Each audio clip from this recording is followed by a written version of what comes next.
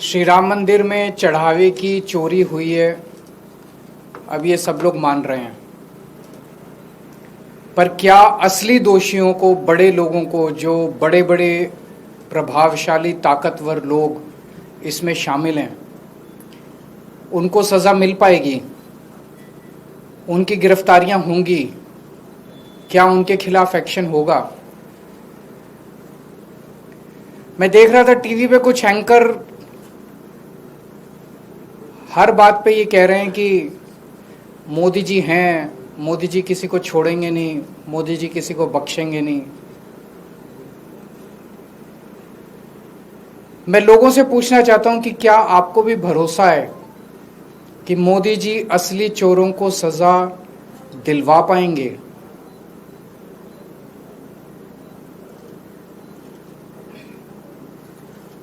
मैं ये नहीं कह सकता, मेरे पास इस बात का कोई सबूत नहीं है कि पैसा मोदी जी तक पहुंचा।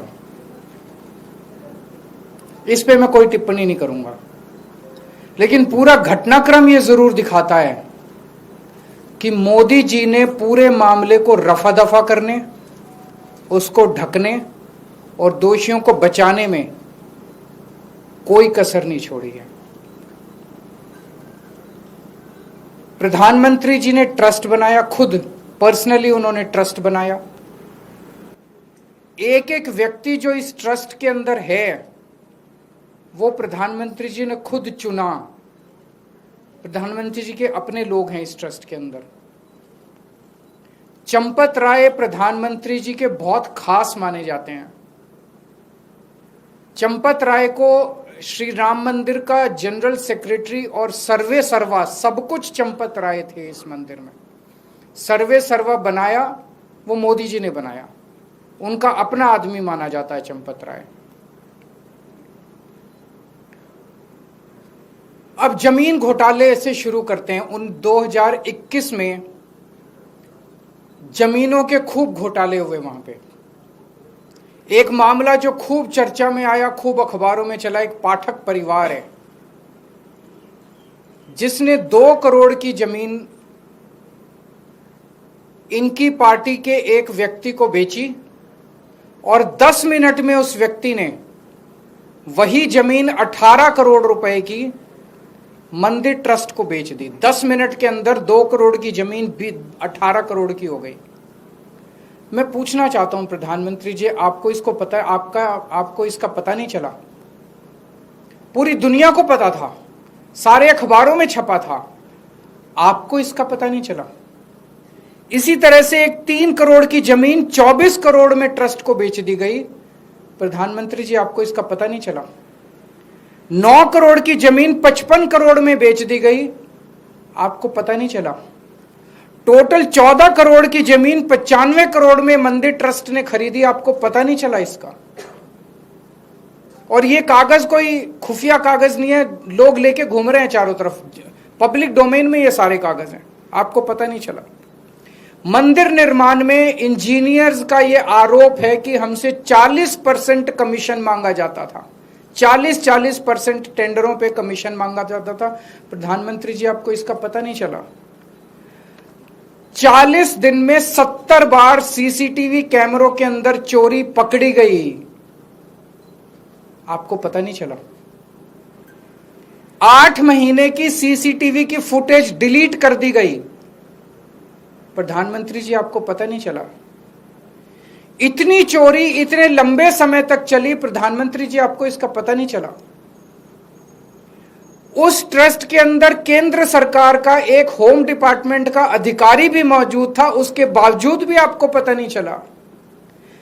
प्रधानमंत्री जी, इस देश के हर बूथ के ऊपर कौन वोटर किस पार्टी का है, किसका नाम एसआईआर में कटवाना है और किसका नाम जुड़वाना है, यहां तक आपको पता है। और अगर आप कहें कि आपको इस चोरी का पता नहीं चला, तो ये तो हम मानने को तैयार नहीं है। आपको इस चोरी का पता था। सूत्रों से मुझे पता चला है कि आईबी ने कम से कम 12 रिपोर्ट प्रधानमंत्री को सौंपी है, जिसमें उन्होंने बताया कि किस तरह से कंस्ट्रक्शन में, जमीनों में और चढ़ावे के अंदर बहुत बड़े स्तर के ऊपर राम मंदिर के अंदर चोरी हो रही है। तो पता तो चला, आपको सब कुछ पता था, लेकिन आप धृतराष्ट्र की तरह चुप रहे, आंखों पे पट्टी बांधे रहे। और जब सर से पानी ऊपर चला गया और जब मजबूरी हो गई, बहुत ज्यादा मुद्दा उठने लग गया, तो आपने लोगों की आंखों में धूल झोंकने के लिए एक एसआईटी बना दी। एसआईटी, बिना एफआईआर की एसआईटी बन कैसे सकती है? तब तक एफआईआर ही नहीं हुई थी। बिना एफआईआर की एसआईटी बन ही नहीं सकती। आपने एक एसआईटी बना दी धूल झोंकने के लिए, लोगों की आंखों में धूल झोंकने के लिए। उसी दिन देश के लोगों को पता चल गया था, जब आपने एसआईटी बनाई थी, कि प्रधानमंत्री जी लीपापोती कर रहे हैं, प्रधानमंत्री जी असली गुनहगारों को बचाने की कोशिश कर रहे हैं। और फिर आपने एक फर्जी एफआईआर की। फर्जी एफआईआर में 8 छोटे छोटे लोगों को पकड़ के जेल में डाल दिया। उसमें भी उन 8 छोटे छोटे लोगों को भी पुलिस कस्टडी नहीं दिलवाई गई, सीधे जुडिशियल कस्टडी। पुलिस ने कस्टडी मांगी नहीं। किसी भी चोरी के मामले में पुलिस कहती है कि हमें पूछताछ करनी है, हमें चोर से पूछना है कि माल कहां है, किसके कहने से चोरी की, कोई मास्टरमाइंड तो नहीं है, टोटल कितनी चोरी की, कुछ नहीं। पुलिस ने कोई पूछताछ नहीं की उन 8 लोगों से। पुलिस कस्टडी नहीं ली गई उनकी। उनको एश्योरेंस दिया गया, चिंता ना करो, 2-4 दिन में बेल करा देंगे तुम्हारी। ये चल क्या रहा है प्रधानमंत्री जी? संजय सिंह जब हमारे जमीनों के घोटाले के कागज लेके एसआईटी के पास गए, तो एसआईटी ने जो कहा वो चौंकाने वाला था। एसआईटी कहती है हम जमीनों के घोटाले की तो जांच ही नहीं कर रहे, हम तो केवल चंदा चढ़ावे की जांच कर रहे हैं। तो ये एसआईटी कर क्या रही है? कंस्ट्रक्शन के घोटाले की जांच नहीं कर रही, जमीनों के घोटाले की जांच नहीं कर रही। वो जांच कौन करेगा?